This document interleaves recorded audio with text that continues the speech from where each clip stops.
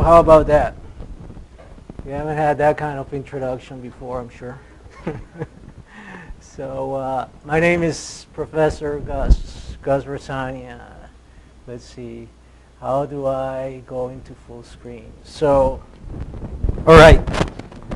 So today's class got to do everything about love, and then I'll talk about pain drugs and cosmic consciousness. So this is how I used to view science when I was a student like yourselves, okay? So I've always been into Eastern philosophy, and I used to think as a Taoist, you know, yin and yang, okay? So the world being dominated by these two forces, you know, one is war and death, and the other one is health, happiness, and enjoyment. So I decided to work on the health, happiness, and enjoyment section, which is the white side here, kind of avoiding all the stuff on the right-hand side, because I figured that you know, there was this constant struggle between these two forces going on, and I wanted to get myself in the side of the good guys. Okay, but as time has gone by, things have changed. And I don't know if I should tell you, but we've become the bad guys. Okay? And this should have prompted it a while ago. So by far, you know, this is, I've shown this in my previous lectures. So this is U.S. healthcare expenditures per person. And then this is life expectancy, which is one measure of how good our medical system is. This is where all the other countries in the world are, and that's the USA. So we're by far spending more money than anybody else, and we're getting a lot less benefit out of it.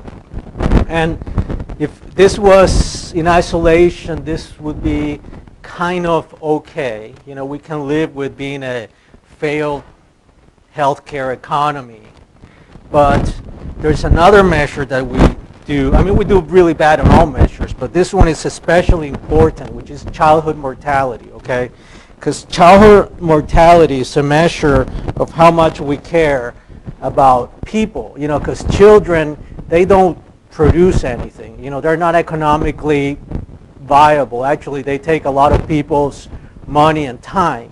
So anything we put towards children is being put, you know, from the bottom of our hearts, you know, so how we think about the future, how much we care for future generations. And here's the United States, and you see all these countries doing a lot better than we are, but way better in terms of childhood mortality. So we are actually a country of people who are letting our children die.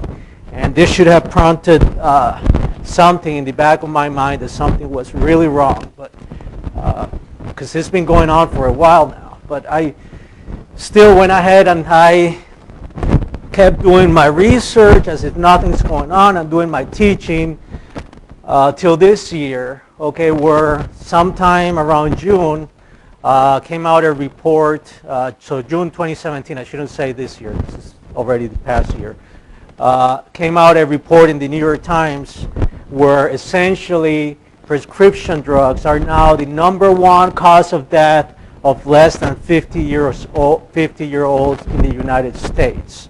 So if you go to the doctor, there's a much greater chance that you're going to be killed by a doctor's prescription than you would be killed by cancer, heart disease, lung disease, anything you think you may be killed of, you know, cold, flu, whatever, okay? It's actually more deaths are due to prescription drug overdose than guns, than accidents, than suicides, than everything else. #1 cause of death, people under 50 years old. So if you look at this thing historically, so this is 1980, this is around the 2000, okay? And this is about when I started my academic career as professor. And in the meantime, look what's happened, okay? So whoop, just went right back up. Okay, so peak of gun deaths, 1993 is here. Peak of HIV, AIDS deaths, 1995. Peak of car crash deaths, 1972. These have been the major epidemics that we face in this country for the past 40 years or so. Okay, so those are drug overdoses in 2016. All right, and it's still nothing tells us there's an end in sight. Okay. So when I started out as a faculty member back in 2001, so this is actually all drug overdose deaths, okay, and this one is involving opioids, okay. And if you look at the trend, essentially the opioid-related deaths have been increasing over time, and that pretty much accounts for the increase in all the deaths that we're seeing. So, you know, the non-opioid related deaths pretty much, you know, so starting in 2000, so they would be about here, they stay constant, and then what you're adding is the difference. So, yep.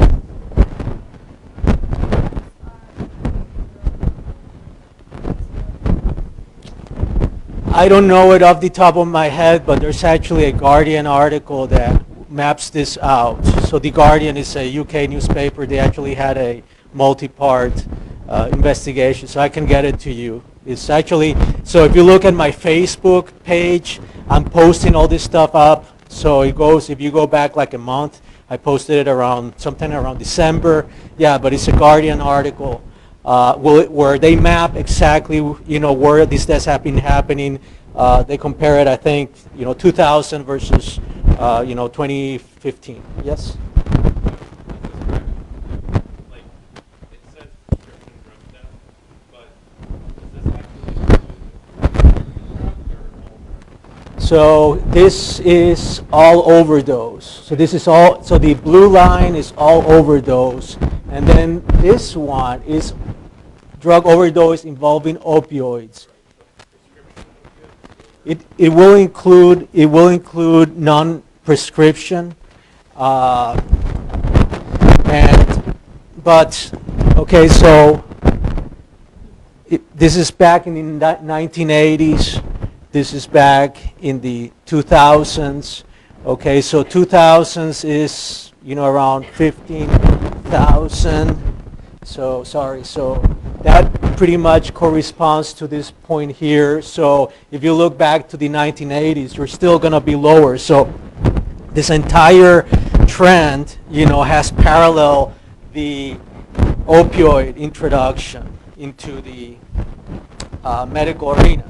Okay, so because opioids just didn't used to be used as a painkiller. Okay, so actually, if you go to countries like Colombia, where I'm from, they're used for cancer patients, you know, not as painkillers, you know, in the regular population. Phil?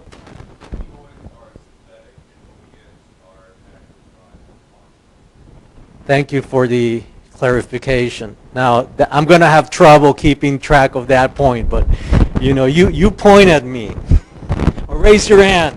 Can you say that again? Okay. Okay, so this is from the CDC. So I assume they know what they're writing, even though I don't know what I'm saying. So this, presumably, these are drug-related deaths. Thank you. Yep.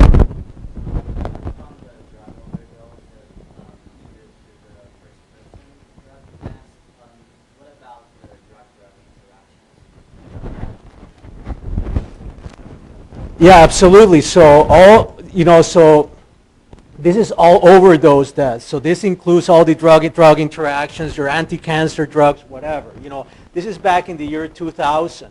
So presumably we still have these. Okay, so this back, you know, if you go, I mean, we haven't lost these. We still have this. This may be slightly worse. So we still have that. But now what we're adding is the increase in the opioid-related deaths. That's why we're up there. I mean, we're still keeping the same, bad drugs we used to have. Yes, we do have drug-drug interactions. That's going to add a little bit more to all that bad stuff we used to have.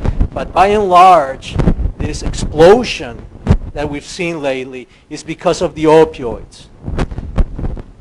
What you're saying is still going to be a problem, okay? And actually, it's going to be a worsening problem.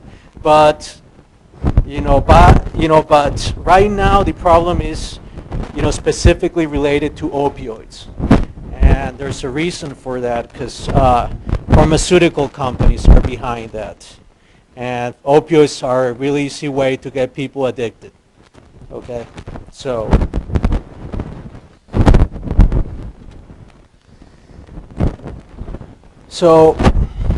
yep, one question back there.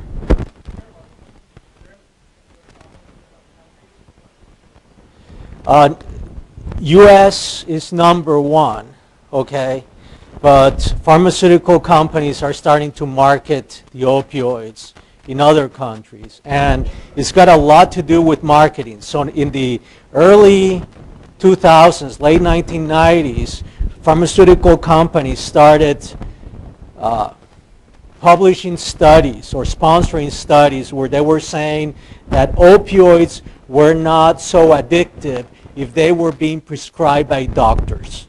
Okay, so opiates, like Phil says, morphine, heroin, those are used as street drugs, as entertainment drugs, and people get hooked on that stuff. But if you go to the doctor's office and you get a prescription for pain, okay, the idea was that you would not get addicted because you're actually treating some disease. And that somehow in your brain there's something that would distinguish those two. That's what I was taught when I was your age. Okay? It turns out to be false. It was a lie. Anyway, this is typical medicine cabinet. Okay, so analgesics, they're the most prescribed medicines. So you go Tylenol, well, maybe you throw in some decongestants, okay, or you go into the prescription drugs. But you're used to seeing this kind of medicine cabinets if you go to grandma's house or your mom's house, okay? Guess what? This should not be, okay? Why? You shouldn't be storing prescription medicines. And prescription medicines should be given only for the time that they're supposed to be used. And you're supposed to use them, and that's it. This is wrong. But this is what grandma does. Maybe mom, maybe dad. But, you've seen this. People share drugs, they store drugs. They're not supposed to do that. Yes?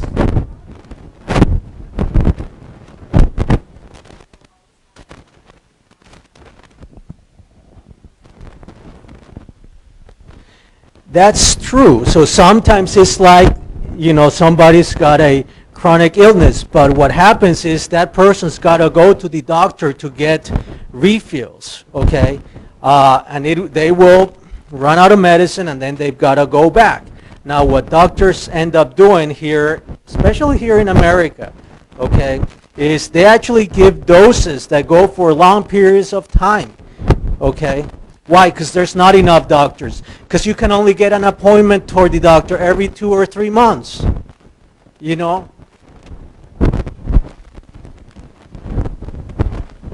Question?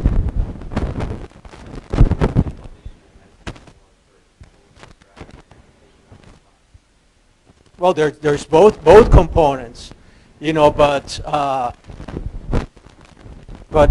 there is. I mean, if you look at the patients who are getting, say, 200 opioid prescriptions, or not prescriptions, but who are taking 200 pills or more per year, and I showed this back in in previous class. If you look at those patients, where they get their drugs from, okay, 50% of those pills comes from relatives or close friends, okay, 50%, half of which they're getting for free, and the other half for which they're paying. So at least 25% of the drugs those who are taking 200 or more pills per year are coming from mom, dad, brother, sister, or their close, friend for free. Now, how do they get them? Well, they get them from the doctor. So 25% of the drugs are coming from the doctor, but then 50% are coming from close friends. Only 25% come from online pharmacies or from stolen drugs or from drug dealers. Illegal. So now we've got polypharmacy, so drug-drug interaction, but pharmaceutical companies have become really smart. They figured, they can actually get you addicted, not just with an opioid, but with a combination of an opioid and a muscle spasm drug and a sleeping aid, which is what people would take if they got back pain. Okay, now I assume everybody read the article, right? The Holy Trinity, right? So, you got back pain, you can't sleep, especially, like this, the people, war on drugs, pain, okay? You saw the people that they're referring to, okay? They're not like you guys, sitting here, they're like lifting heavy weights, okay? I mean, those are your rural, your blue worker communities, they get lots of back pain, So maybe you may get back pain once in a while. I mean, actually, you saw 50-some years old, so you're working hard, you're going to be lifting weights, you're going to get that back pain. So why do we need pain meds? So, well, if you don't have anybody to give you a rub, then, well, you just take the meds, Now, somebody may say, well, you got two hands, give yourself a rub. Okay, I'll take my pain meds, okay, or, sorry, you had a bad day at work, I'll give you my pillow, okay. Well, I'm still maybe taking my pain meds, okay, but that's where love comes in, okay. Sometimes, the magic touch takes the pain away, okay? And there's a question, okay, can love take away the pain? Okay, so you got your motherly love, and then you got your self-love from yoga, and, you got your romantic love. Right? So, does love help? Do we need love to cure disease? Can we just walk into, a robotic surgeon and have the robotic surgeon take care of our back pains and our diseases, and our ICU units? Is that what we need to take care of our ills and our drugs? Okay. And then the Dalai Lama, okay, tells us people were created to be loved. Things were created to be used. The reason why the world is in chaos is because things are being loved and people are being used. And what is love? Okay? What is love? So obviously there is chemistry going on in our brains when we love and when we are loved. Okay? So love is not just something you read in poems. It's not just some feeling, There's actually some chemistry going on in there.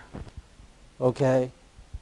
And I suspect, I can't show you from a clinical trial because, how do you define love? But I suspect that love can actually be used to treat pain.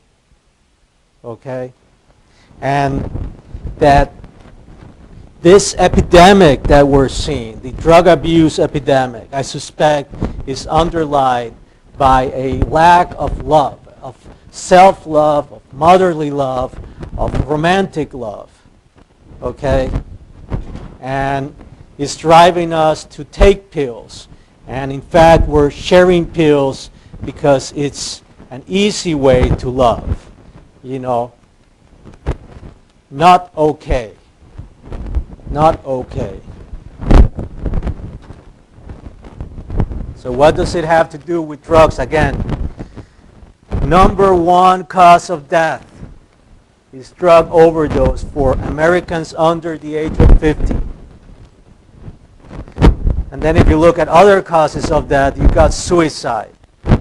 Big ones for, actually, so if you look at people 34 years old and younger, number one cause of death, unintentional injury. Unintentional injury as defined by the government, the CDC. Unintentional injury, if you look at what it actually is, drug overdose. Number one. Okay, number two, suicide. Now kids are killing themselves all the time. Just this past year, 3 suicides in Ann Arbor. When my daughter was in 4th grade, an 8th grader committed suicide. Okay? Lots of people dying all around us.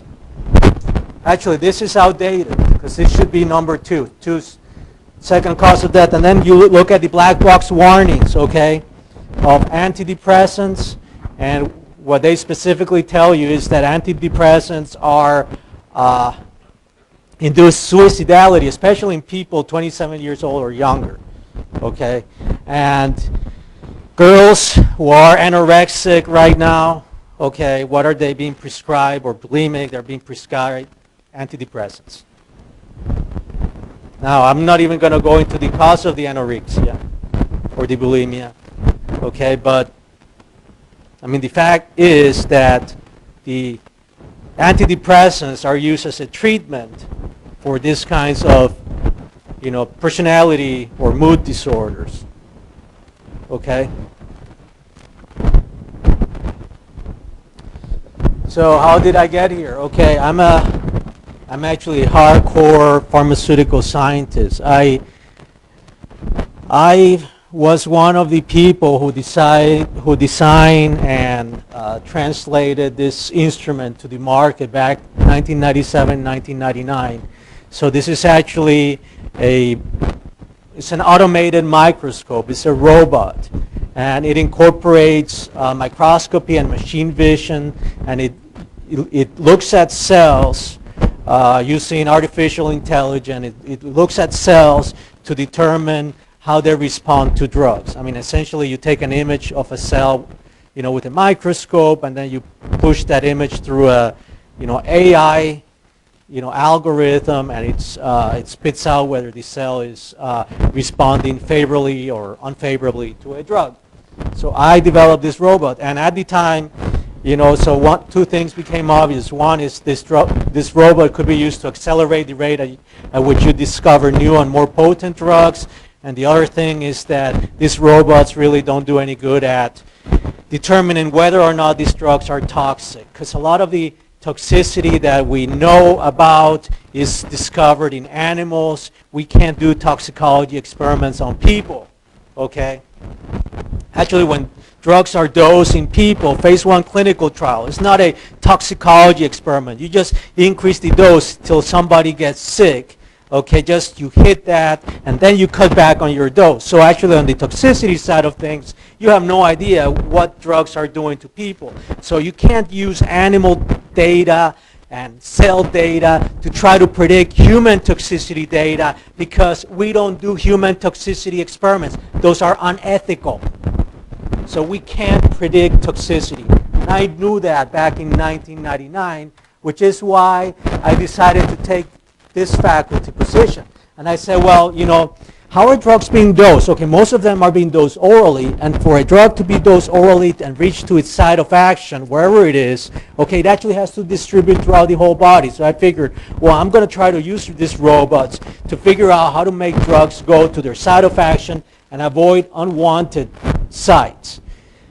But because I can't do the experiment in a whole human being, I thought, well, I'm going to do the experiment on cells, okay, because we're not, one way to think of us is to think of us as heart, brain, liver, spleen, lung, okay? Those are different organs. But I can also think of us as being, if we think of us being made out of cells, as being lysosomes, mitochondria, nuclei, endoplasmic reticulum, you know. So I thought, I'm going to start thinking about pharmacokinetics at a macro level. I'm going to start thinking about pharmacokinetics at a micro level, and I'm going to make targeted drugs that actually go to the right part of the cell where they're needed. Okay? And with fluorescent compounds, which were around, I thought, well, using fluorescent compounds, which I can use in my microscope, what I can do is I can see which part of those compounds make compounds go here and there and there and there, and then figure out what kind of chemical structure modifications I'm going to need to make on drugs in order to make them go where we need them to go and avoid them to go where we don't want them to go at a micro level.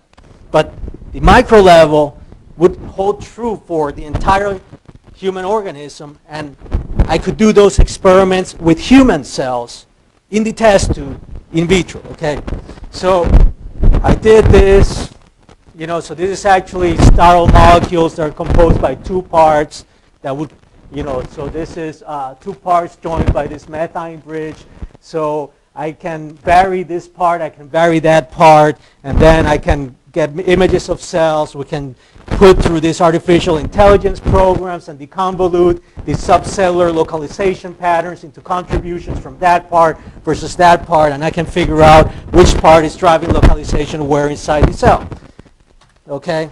And then, you know, so the algorithms would spit out their results, but then, you know, this would be like millions of images. There's no ways we can validate these results. So, you know, these images, for you to see the details, you have to like print them out and actually fill out the basement room, so the B022, which we were doing in the beginning. So we thought, well, let's go into virtual reality. Okay, so we constructed this virtual reality visualization platform in Second Life, which is a game, you know, but it's also got the best visualization software available. So you can actually project images from cells into these panels. You could project movies from cells in these panels. You can watch the molecules moving through cells. You could sit right here in the center with an avatar. And, you know, we have this quad screen in the lab. So this is how, you know, you'd project these panels onto the quad screen. So here's one of these panels. And all this stuff is published. So we could actually validate the results that we were getting from our, you know, computerized image analysis. And if you don't believe me, I actually got the top science award for a young person in this country. So that's me here, and that's G.W. Bush somewhere back there. So I was at the White House. So that's me. Okay, it's not photoshopped. So now this led me to start studying this drug. Okay, so this drug is clofazimine. Actually, so in the process, what we found out is that there were some of these molecules that they'd be accumulating inside cells so much that they would precipitate out and form crystals. Okay, and because they were getting so concentrated. So I didn't know whether to believe this or not. So I said, well, is this possible? You know, that a drug would be accumulating inside a cell enough that it would precipitate out and crystallize. So then I had this student in the lab, Jason Bake, who for 2 years tried to do experiments with cells. He couldn't get any one of those experiments to work because he'd get his cells to die all the time. He was really successful at failing, and he was this close to giving up. And I said, you know, there's this report of this compound called clofazimine that's been said to crystallize inside the cells of humans, okay? Let's see if you can feed this thing to a mouse. Since you can't keep a cell alive, why don't you feed this drug to a mouse as long as you can, and let's see if it forms crystals inside the mouse, okay? And that's what Jason did. So he started just feeding. I mean, obviously the mice, they can keep alive for themselves. So he's just keeping around the pets in the lab and feeding them the drug, okay? And the drug is red, and the mice are turning red. You know, you can see the top mouse is clofazimine treated, the bottom one is untreated. So, you know, untreated is white, and then as they get treated, they become red. And the drug accumulates, and then after 8 weeks, the mice were still happy. They were alive. They were totally fine. So I said, okay, let's end this experiment. Let's sacrifice the mouse and let's look inside. And what we found out was, in fact, that the organs were full of drug. And if you would look at them, they'd be full of these crystals. And then you look at their drug content of different organs, spleen, liver, and lung and intestine. You'd find that these organs, their major component, second to water, is actually this drug.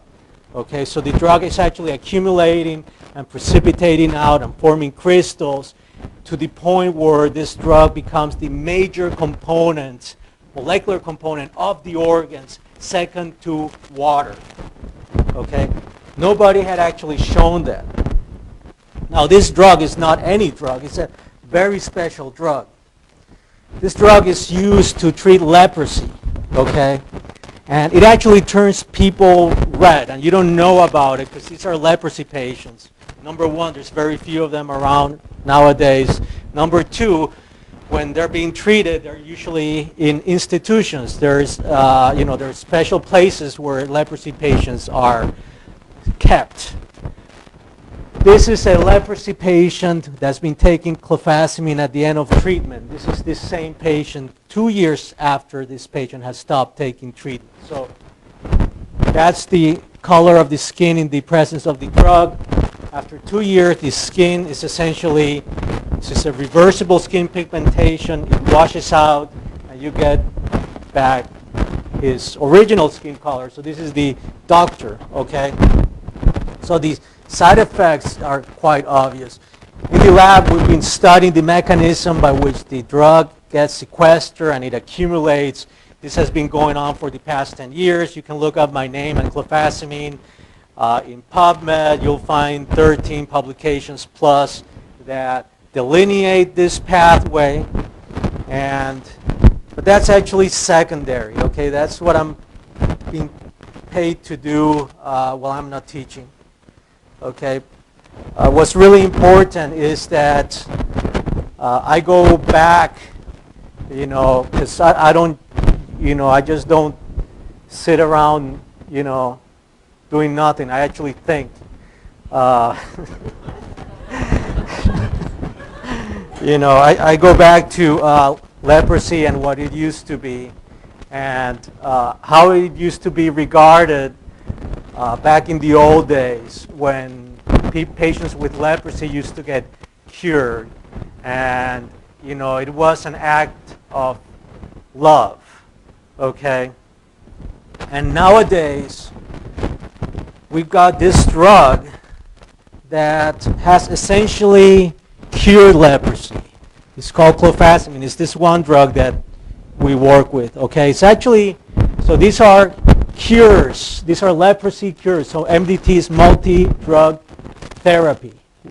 So multi-drug, it's not just one antibiotic. It's a combination of clofazimine, dapsone plus a third antibiotic. So if you look, this is back in 1985 up till the year 2000. It keeps going up. So this is millions of patients cured. Millions of patients cured. When have you heard of a cancer drug curing millions of patients? You know, when have you heard of a heart drug curing millions of patients, or an Alzheimer's drug? Okay, these are millions of patients being cured by clofazimine. Okay? Now, World Health Organization right now is getting rid of leprosy across the whole world. Good thing. So we don't know much about it because there's just not much around, okay? But there's still some leprosy, and it generally afflicts people that are quite poor.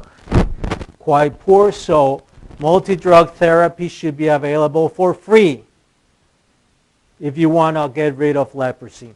And that's true for pretty much every single infectious disease. You want to get rid of infectious disease, well, you're going to push it back, to some pocket of humanity, okay? And it tends to be the poorest pocket because they got no money for drug. You want to get rid of the disease? You make it available for free. And you got to bring it to them, and they are also going to be the least educated. Okay, they're not going to have jobs. They're not going to look pretty, at least to, our insensitive eyes. But this is what it takes to cure disease, to get rid of disease. And it's not, let's see, I hope it will take, oh yeah, it will take me here. So this is the guide to eliminate leprosy from the WHO. All right? You see people seeing the leprosy patient going, ah! No. You see contact. You see? You see?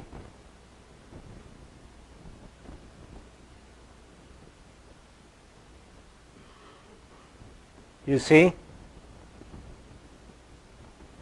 You want to get rid of disease?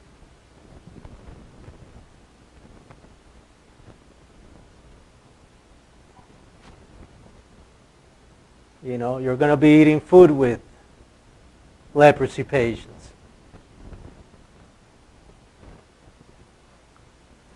So you can read this document.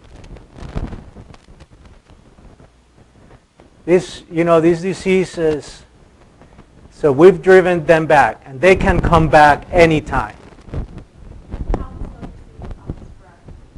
Nobody knows. Yeah, nobody knows. It's a very slow-growing bacterium. It's very hard to transmit by contact, and the idea is, you have to be repeatedly exposed, and your immune system has to be compromised. But actually, people don't really know. They don't really know. So it remains endemic in India, in South Africa, and certain parts of China, in very impoverished populations. So that's, but they don't quite know where it's coming from. So, let's see. Yes, another question.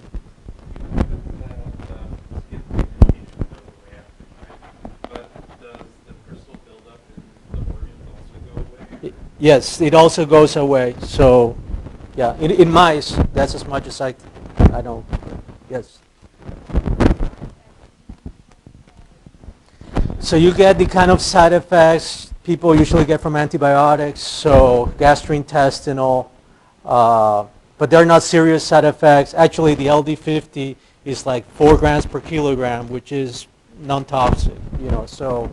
But you do see, people report the nausea, diarrhea, which is typically seen for antibiotics because they affect the microbiome, and that's expected. Yep.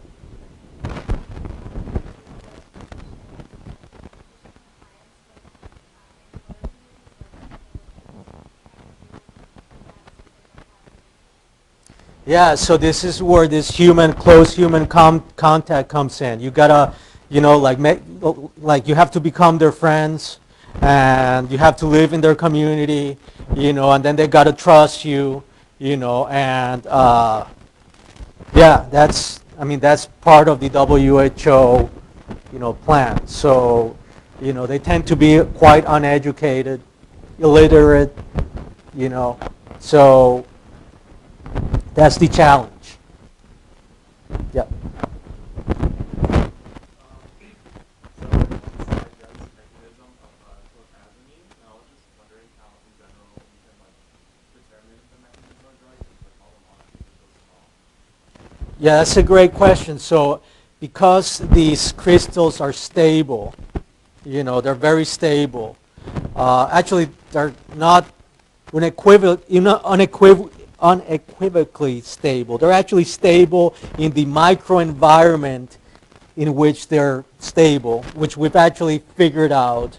We can actually isolate these crystals en masse, you know, massively, which you can't do for any other drug, okay?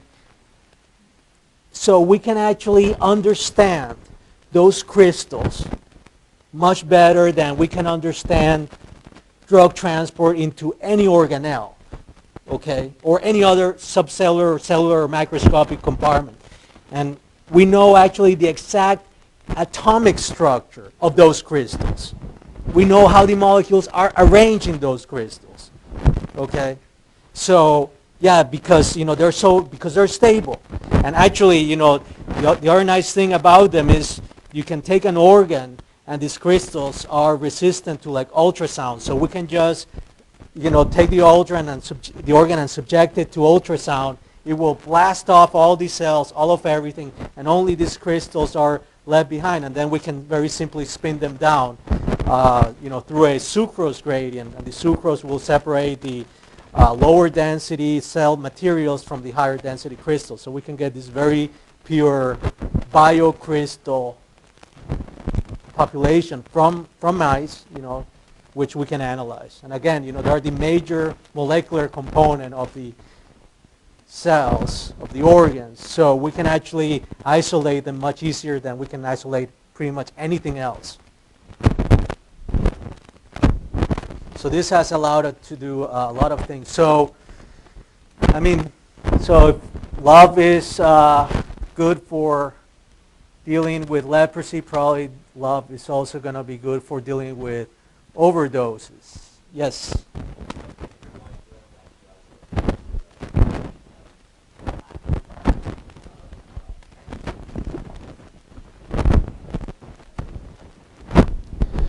Yeah, so I'll get that right away because, you know, I'm going to give you, so any solution I may afford will be very biased, subjective, okay? So I'm going to tell you what I'm thinking, but what I want you need to actually think, okay, and come up with your own solution. And that's because we're in very different stages of our careers, you know, so, you know, I got a nice salary and a nice house, and actually I've got to pay my mortgage and keep my daughters in school, so I'm under all these financial constraints, so I'm not as I mean, you know, like I'm handcuffed to my, you know, to my condition, but I think you're much freer than I am. Okay, so anyway, so I just came up with this one because I wanted to shock you a little bit. But it shouldn't shock you. So which one is in a class of its own? So I want to see hands. So who says cannabis? Okay. And how about your Listerine breast strips? No. Your anal lube? Not in a class of its own? Okay. And how about your oxycodone? Ah, okay. Well, I would have answered the oxycodone, okay? That was my answer. But you think it's the cannabis. And why the cannabis?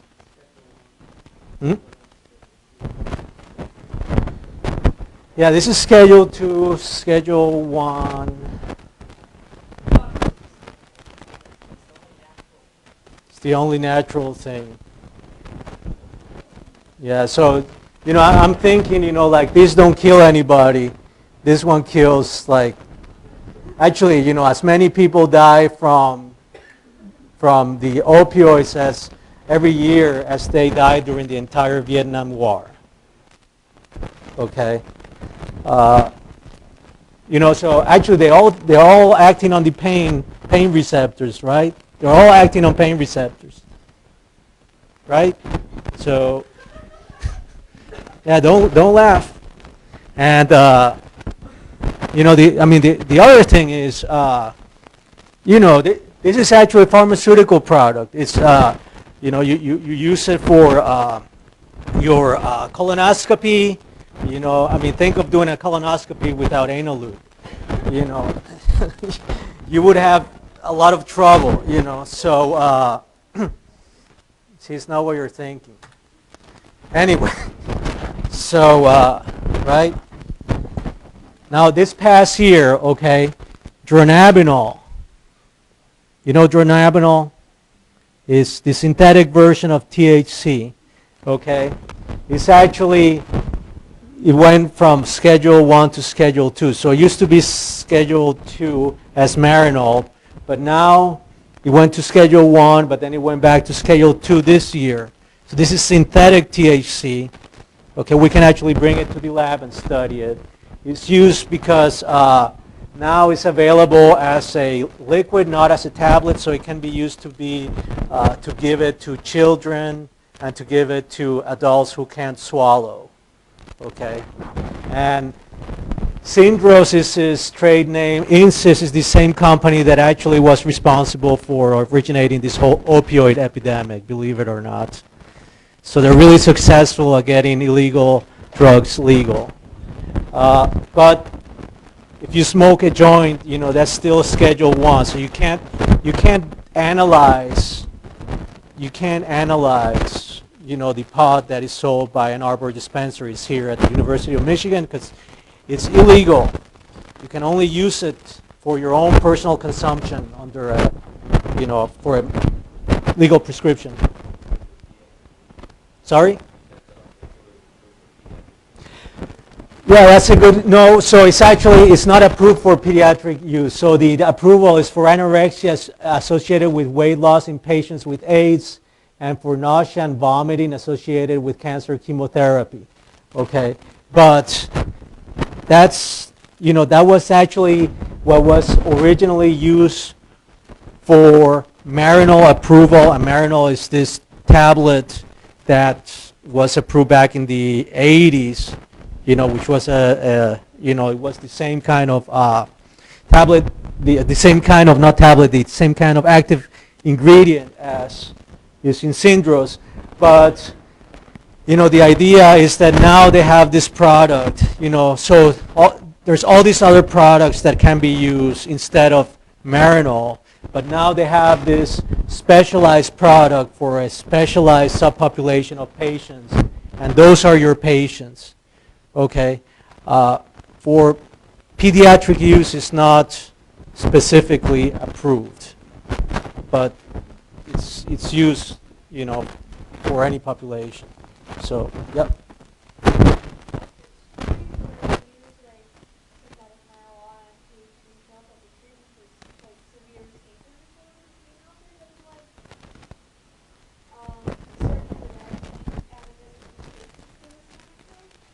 So I think the substance, I'd have to look more into it, but I think the substance may be CBD, what you're talking about, which is, and now that's in a different legal realm right now. And yeah, and it's a cannabinoid. It's not THC, it's not the synthetic dronabinol. So what I'm going to be doing right now, so actually I'm changing the directions in my lab. I'm reformulating dronabinol as an inhaled substance that I can actually do in a dry powder microcrystalline form like nobody else is able to do, because that's what we've been working on for clofazimine, but now we can do that for dronabinol. We can grow dronabinol crystals, which are the same things, chemically as THC crystals, and there's a big, competition, like everybody out there, let's grow the biggest THC crystal, man. So we're going to join that competition. And then, the idea here actually, so in the anesthesiology department, there's this guy, Kevin Bunke, who actually did a study here in Ann Arbor where they looked at people taking opioids alone or in combination with marijuana from one of our local dispensaries, and they asked whether those patients taking marijuana would take more or less opioids. They found out they were taking less opioids, and the idea is that you get marijuana together with opioids, you get pain relief but less side effects, so people naturally will lower the amount of opioids they're taking. The problem is, well, they're having to smoke the marijuana. You can't smoke here in the classroom, but you could take it inhaled route. So what do we want to do looking into the future? So we want to integrate love, health, and then wealth. So I'm still tied to wealth because I got to, support my family, pay my mortgage, so on and so forth. So I call it Cosmic Consciousness, Inc. Okay, and maybe you can figure out how to get ink out of there. And but maybe that's too lofty a goal. I would say, right now, let's just see how we can address this opioid epidemic. So with that, I'm just ending right there. So any questions? All right. Thank you.